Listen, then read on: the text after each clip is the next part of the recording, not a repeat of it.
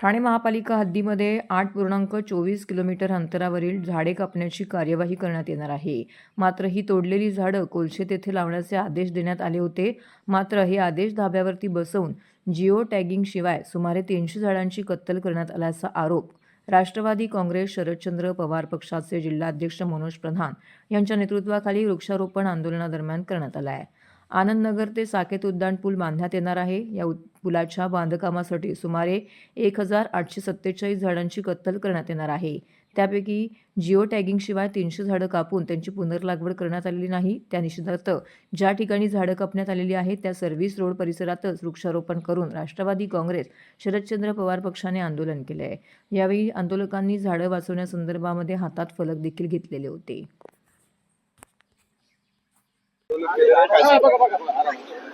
याच्यात दोन गोष्टी. एकच ये ना मनीषा पुढे.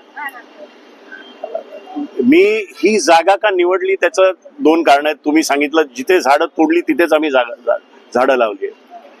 मला असं वाटतं तू पण ह्या पाचपाकाडी परिसरात खूप वर्ष राहतोयस. मी इथला नगरसेवक होतो आणि ही जी झाडं आपण बघताय ती चंद्रशेखरच्या वेळेस हा सर्व्हिस रोड बनला आणि ती झाडं ही मी स्वतःच्या हाताने लावलेली झाडं आहेत. 30 वर्ष जुनी झाडं आहेत. आम्ही समोरच्या सोसायटींना दर सोसायटीला 10 झाडं दत्तक असं करून ही झाडं मोठी केली, जगवली आहेत.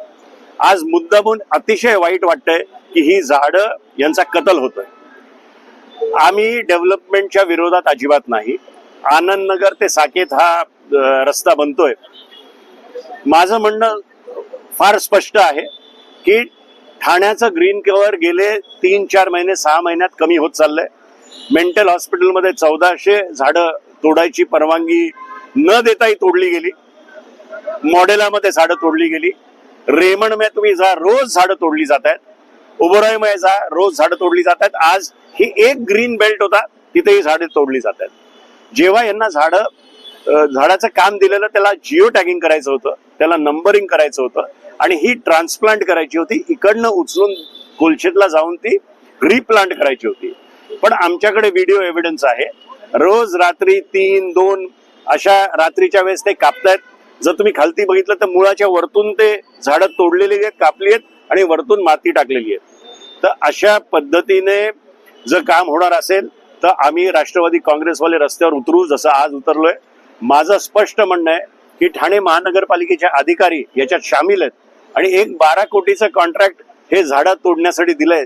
त्यांच्यात या 12 कोटीमध्ये त्यांचाही सहभाग आहे असं स्पष्ट आपल्या वतीने मी सांगतो. मी आपल्या वतीने एक चेतावणी देतोय की अशा प्रकारची जर झाडं तुम्ही तोडली तर आम्ही उग्र आंदोलन या ठाणे शहरात उभं करू.